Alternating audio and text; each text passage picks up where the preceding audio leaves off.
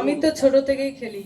যখন primary school পড়তাম তখন থেকেই খেলতাম, অ্যাথলেট খেলতাম। তখন অ্যাথলেট খেলতে খেলতে আমি যখন বড় হয়ে গেছি তখন হাই স্কুলে গেলাম। হাই স্কুল থেকে আমার বাবা আমাকে বললো কি ফুটবল খেলে। এখন ফুটবল, এখন তো অনেক মেয়ে ফুটবল খেলে।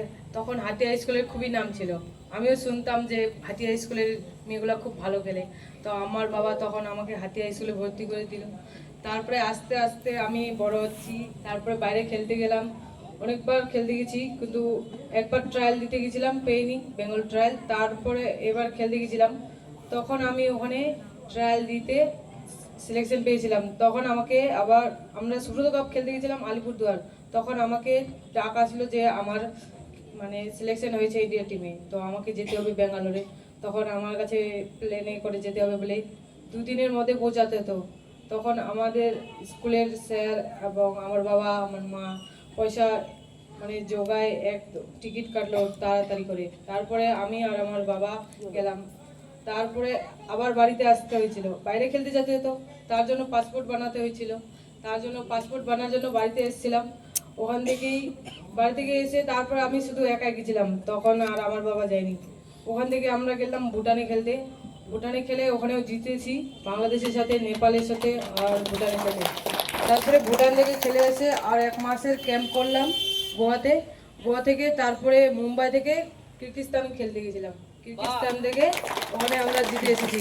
এখন 2026-এ চীনে খেলা আছে, আমাকে ডাক দিবে মনে হয় এই মাসের মধ্যেই। তারপরে আবার চীনের খেলতে যেতে হবে।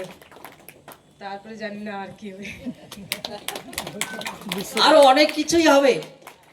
10 সেকেন্ড ধরে একবার হাততালি প্রীতিকার জন্য। 10 সেকেন্ড লাগাতার। এত বড় অ্যাচিভমেন্ট, এই জন্য সে শুধু রাজবংশী কন্যা নয়, সে ভারত অগ্নিকন্যা। এবারে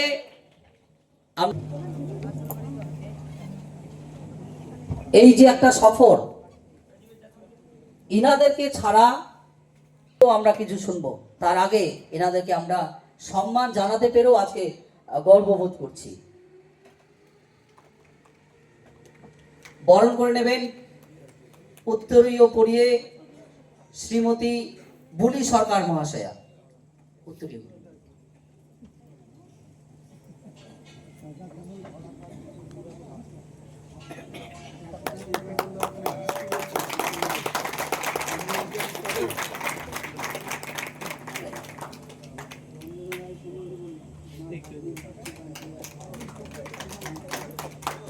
প্রীতিকার মাকে বরণ করে নিচ্ছে দীক্ষাদি। সবাই হাততালি, পুষ্পস্তবক দিয়ে সম্মান জানাচ্ছেন। মাননীয় সময়কে, এইগুলো বক্তব্যকে আমরা মিস করব না। আমি অনুরোধ করছি দুটো কথা বলার জন্য প্রীতিকার, প্রথমে প্রীতিকার বাবাকে।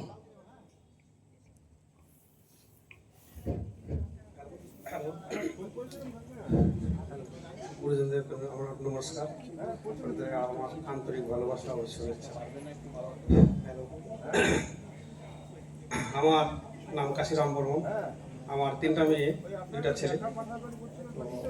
বড় মেয়েটাকে বিয়ে দিয়েছি, তারপরে ছোট ছেলে কৃষ্ণ বর্মন সামনে আছে, তারপরে প্রীতিকা, তারপরে ওর বোন আছে একটা লতিকা, তারপরে একটা ছোট ছেলে আছে, আমার ওর নাম রাম বর্মন। তো প্রীতিকা যখন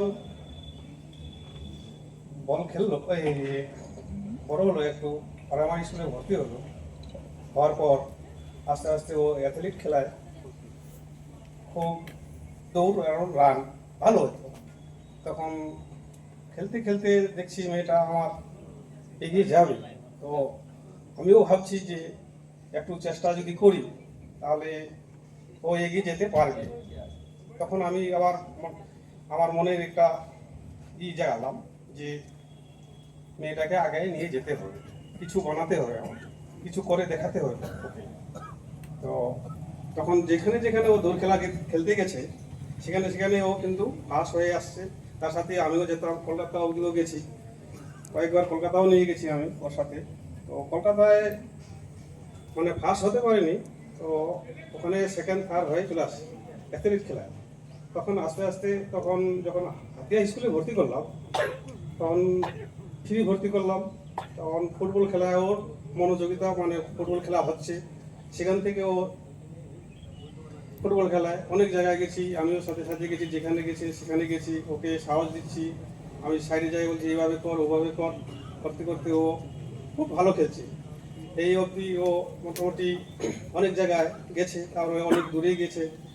আপনাদের আশীর্বাদ, ভগবানের আশীর্বাদ ছাড়া তো হয় না, তোমাদের আশীর্বাদেই গেছে।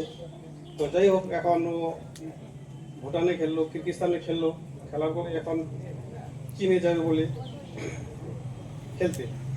তো আপনাদের কাছে আমার এটাই অনুরোধ, ভগবানের কাছে এটাই অনুরোধ যে ও যেন এগিয়ে যেতে পারে, আপনাদের সহযোগিতা আশীর্বাদ যেন ওর উপরে থাকে, আমি এটাই বলছি। আর এখান থেকে আমি সমাপ্ত করছি। ধন্যবাদ কৃতিকার বাবাকে। এবারে কৃতিকার মাকেও অনুরোধ করছি তার দুই একটা মূল্যবান বক্তব্য রাখার জন্য কৃতিকাকে নিয়ে।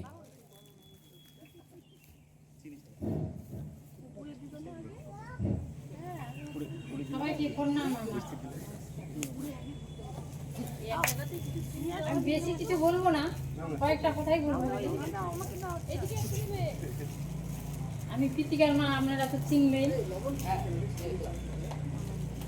তো মেয়ে আর ছেলে যদি ভালো হয়, যদি দেখেন ওর পড়াশোনা বা খেলাধুলা বেশ ভালোই করছে, ধ্যান দিয়ে বেশ করে ছেলে মেয়ের দিকে দেখবেন যে ঠিক ছেলে মেয়েরা আপনাদেরও নাম রাখবে। কিন্তু খেলাধুলা যাই হোক, কিন্তু ওর গাটটা একটু ভালো করতে হবে, যে কোন রাস্তায় যেতে যাচ্ছে, কোন দিকে যাবে, কি করবে, লক্ষ্যটা যদি ধরতে পারে, ঠিক আমার মতো, আমার মেয়ের মতো হাততালি। বেশি কিছু বলবো না। অনেক অনেক ধন্যবাদ কৃতিকার